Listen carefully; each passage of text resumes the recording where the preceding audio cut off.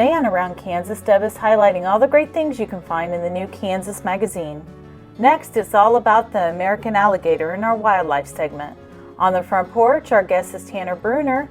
Ron Wilson is back with another poem, and we end with Michelle Martin and an amazing story about the Amazon Army as we round out the day here on Around Kansas.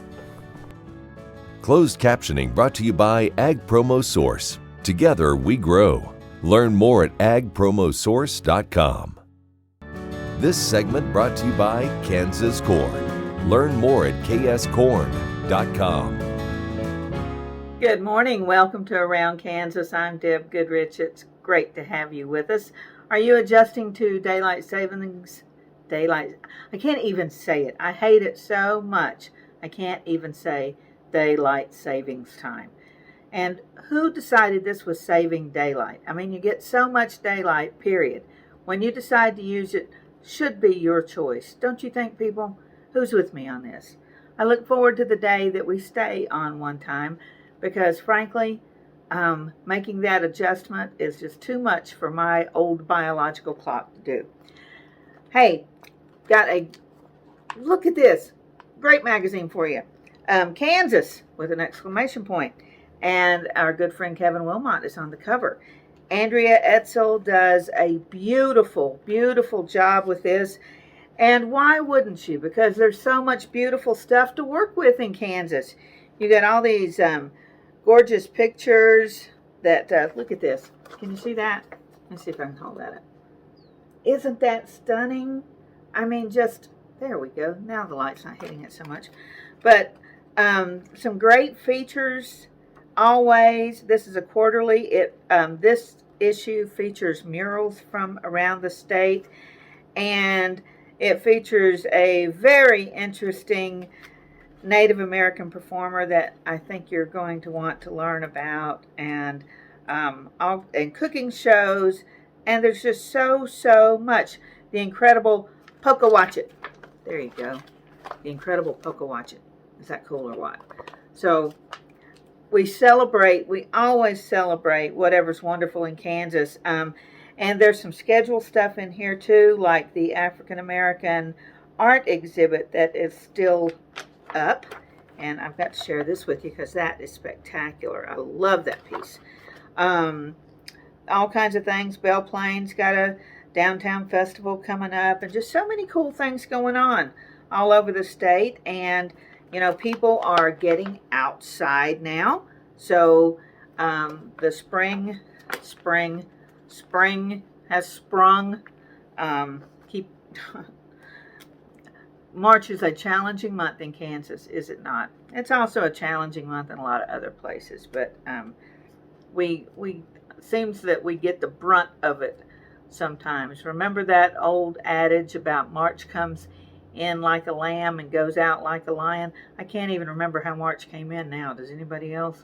But I know we had some pretty nice days there, so that makes me worry about the end of March and what this month still has in store for us. This month named for the god of war. And it makes me think of all the birthdays going on this month. My sister had a birthday this month. She was born on March 12th. And I neglected to wish her happy birthday that week. So a belated happy birthday to my sister. And while I'm at it, she is a bookkeeper and tax preparer. And I want to give a shout out to all those people preparing taxes and doing payrolls and all those accounting things this year that are especially challenging in light of COVID and the relief packages and the change deadlines. And I think there are a lot of accountants retiring this year because it's just insane. So if you have somebody that you trust with your business and the numbers in your life, you know, send them flowers. Do something special because, man, they need it. You know, take a meal over. Give them a coupon for takeout. Do something special because they're having a really, really stressful time. You know, as bad as it is for us to deal with those taxes, can you imagine dealing with everybody else's? That's just a special kind of awful. So God bless them. I don't know what we'd do. Our whole family depends on my sister. I don't know what we'd do without her. So if you've got somebody in your life like that, you better appreciate them. I appreciate you, Denise. I promise. Are my taxes done yet? We'll be right back.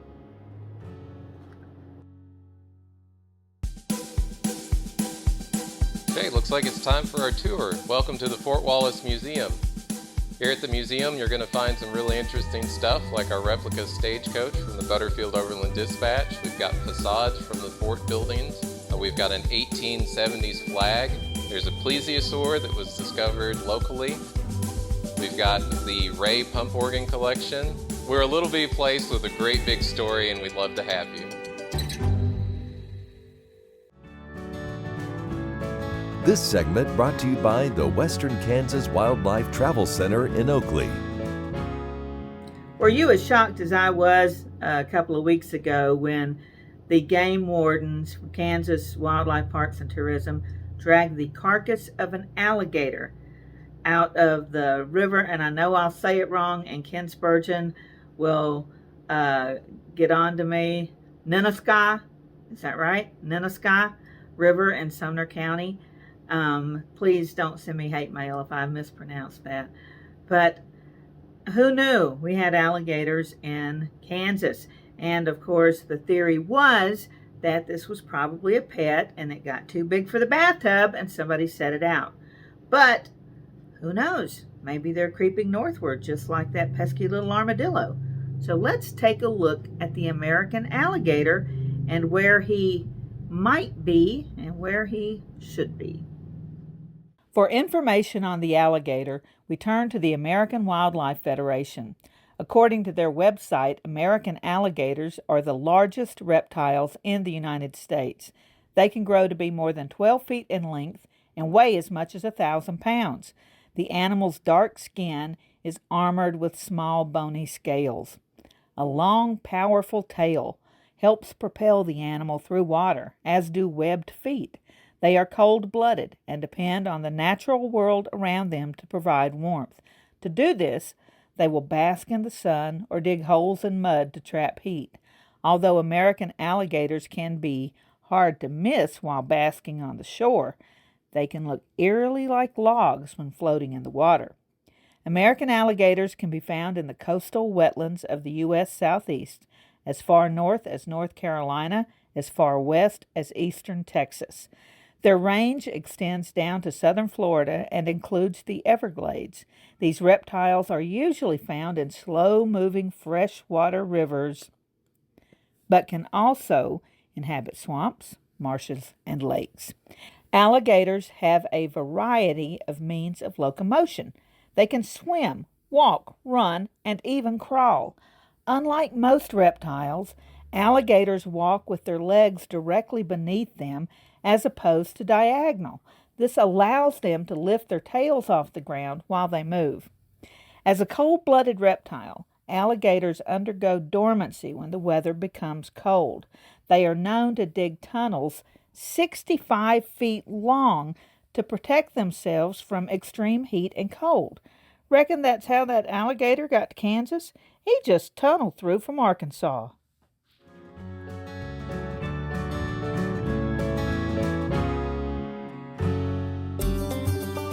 Welcome to the Western Kansas Wildlife Travel Center, right here in my hometown of Oakley, Kansas. We're the front door of Western Kansas, located on 3 main highways, I-70, US 83, and US 40. And all those roads lead to history, beautiful scenery, and adventure, no matter which direction you go. We now have an IHOP. That brand that you've trusted up and down the road in all your travels is staffed with local folks, real people, just like you and me, and we're waiting on you to join us. So for fun, adventure, fuel up, fuel your body, and let's have some fun.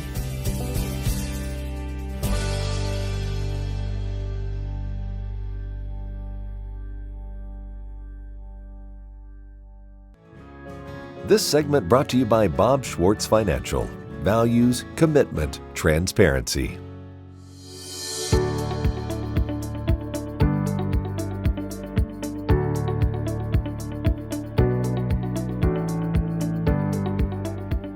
I'm Dwayne Thames, and my guest today is Tanner Bruner from Ramona, Kansas, PRCA steer wrestler. Tanner, tell us what it's like going down the road. You know, it just depends on the week, but it seems like this year we've been traveling quite a bit harder than years past. I won quite a bit of money out of Ponoka, Alberta this summer, and my goals really changed right then and there when I had a chance to make the Canadian finals as well. And so with that, I had to decide to work both sides of the border, and to make the Canadian finals, you have to go to 15 rodeos. So I kind of started a little later in the year than most people do that go to the Canadian finals, and I kind of put a pretty good stress on my traveling plans. But, you know, every week we're going to 4 to 5 rodeos a week, if not more some weeks, and it's a lot of driving. This year I had to do a little bit more flying that I really liked to, jumping around on different people's horses and catching rides places, and just not being able to stay on the horses that we haul and be on them at every rodeo. We learned a lot this year, and we'll take that and move forward towards next year. You referenced crawling on different horses. Talk a little bit about how that works, and when you're borrowing somebody else's horse that you're crawling on and utilizing a hazer as well. It's talked about all the time about money that's shared. Is there kind of an industry standard that you guys work on?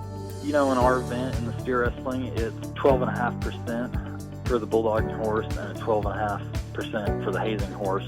If you don't win anything, you don't have to pay anything. But if you win some money, you'll have to pay some amount of money to whoever owns the horses. It's just kind of an industry standard.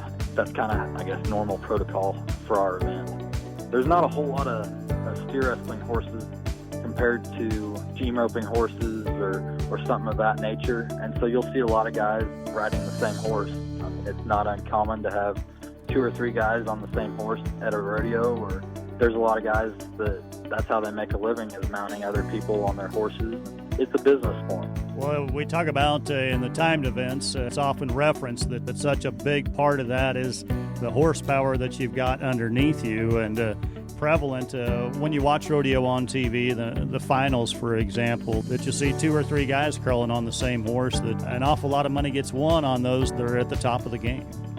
You know, you're exactly right. There is, and those horses that are at the finals are there for a reason.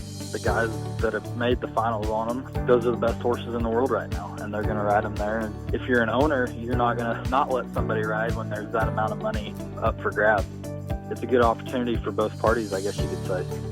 You referenced, though, there are things that you learn, I'm sure, about each of those horses, and your time that you spent this year filling the 15 quota to make the finals in Canada, crawling on somebody else's horse. Does that really kind of play into the mental game when you're back in the box?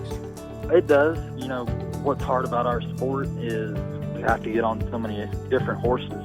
And some horses, they feel different underneath you in the box. They feel different in the field running. Some are short-strided, some are long-strided. Some give you just a little more room in between you and the steer, or a little different go out of the saddle. And I'd say experience is the only way to learn that. And I've been rodeoing hard for a couple of years and just kind of trying to rack up as much experience as I can and do my best. That's Tanner Bruner from Ramona, Kansas, joining us on the program.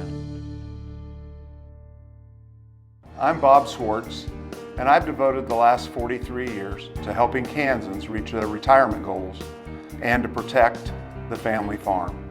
At Bob Swartz Financial, we believe everyone should be able to live the retirement they've always dreamed of. Our team of professionals can help you create an efficient strategy using a variety of investment vehicles to help you address your financial needs and your concerns. Bob Swartz Financial values commitment and transparency. This segment brought to you by Santa Fe Trail Meats in Overbrook. Let us help feed your family. One of many things which we take for granted in our modern society is that we can walk into the house, flip a handle, and a stream of pure, clean water will flow out for our use. But it was not the case for those pioneer settlers who came west. In many cases, the search for water was a matter of life and death. But the ranchers found that they could use the wind. They could harvest the wind and use windmills to produce that life-giving water. This poem is titled Wind and Water. When the pioneers came west and as conditions grew hotter, at stake was life itself in the endless search for water. In their quest for new lands and the destiny of their dreams, they came west along the rivers and stayed quite close along the streams. But when they settled down to farm and find a place to dwell, it was essential that they find a productive water well. For watering the livestock and as domestic needs were asked, a windmill was important to meet these vital tasks. In a machine shop in Connecticut, one Daniel Halliday designed a type of windmill that is still in use today. With a fixed vane and blades, it could adjust to the wind and pump the life-giving water on which their hopes were pinned. There was no electric power or gas engines for the well, so the windmill was a godsend, as a pioneer would tell. Some 6 million windmills were installed across the nation until there came gas engines and rural electrification.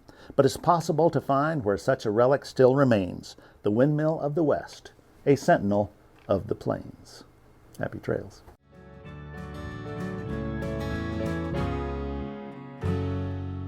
In 1821, a trade route was opened from Missouri in the United States across prairies and mountains to Mexico. In 2021, we will mark 200 years of epic conflicts and grand adventures, larger-than-life personalities, and sweeping landscapes. Join us on an historic journey. The Santa Fe Trail lives on. Find us on social media or santafetrail.org. This segment brought to you by Kansas Farm Bureau, the voice of agriculture. To join today or for more information, go to kfb.org or find us on Facebook and Twitter. Michelle and I are always telling you military stories. Well, today we have a very special army to talk about, the Army of the Amazon, or the Amazon Army from southeastern Kansas. Good morning, Michelle. Good morning, Deb. I can't believe it is almost the end of March and Women's History Month. Today, I have an incredible story about a group of women in southeast Kansas who literally walked the extra mile for their men. During World War I, southeast Kansas played a major role in the war effort: coal production. Coal miners worked long hours in dangerous conditions to ensure there was enough coal. When the war ended, demand for coal and their labor decreased. Miners and their families suffered. Strikes were the coal miners' weapon of choice to make their grievances known. In 1920, Kansas Governor Allen wanted to curtail labor stoppages. He created a special court to deal with industrial affairs, including strikes. This court would serve as an arbiter during labor stoppages. Alexander Howitt, the head of the Kansas Coal Miners Union, opposed this special court. He refused to follow the court's judgments and was jailed for contempt of court in 1920. Howitt had earned the trust of the miners in the Little Balkans region of southeast Kansas. When the National Union removed Howitt and sent in a replacement, the miners in Pittsburgh, Frontenac, Arma, and the surrounding area were angered. The miners and their families met in December 1921 to plan their protest. On the morning of December 12, 1921, the mothers, sisters, wives, and children of the miners, nearly 6,000 strong, marched from coal camp to coal camp. Their goal was simple: oppose the provisional Union leader and shut down the mines until the miners' demands were met. Newspapers dubbed the women the Amazon Army, after the Greek tribe of warrior women who fought against the Trojans. They marched mile after mile for 3 days. Their weapons of protest included buckets of red pepper flakes that they threw in the eyes of scab laborers. They sang songs and carried American flags to show that they were true Americans. Not everyone agreed with their actions.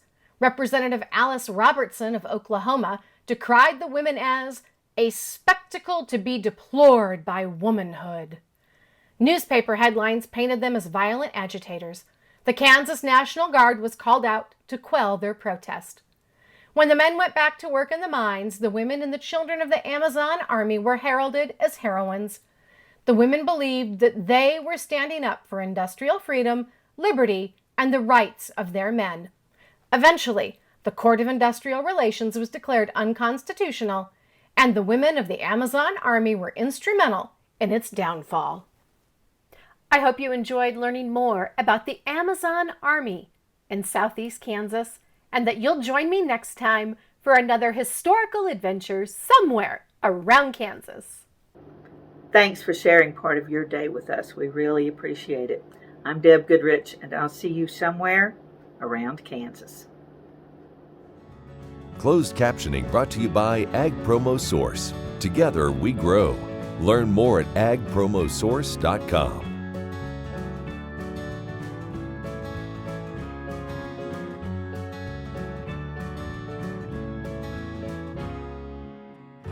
Howdy, I'm Seth Hayes, and welcome to my hometown, from then to now. Council Grove has a rich history, as deep as the prairie tallgrass. Spend the day visiting 25 historic sites, or explore the unique shops and restaurants, or mosey out of town along the Santa Fe Trail.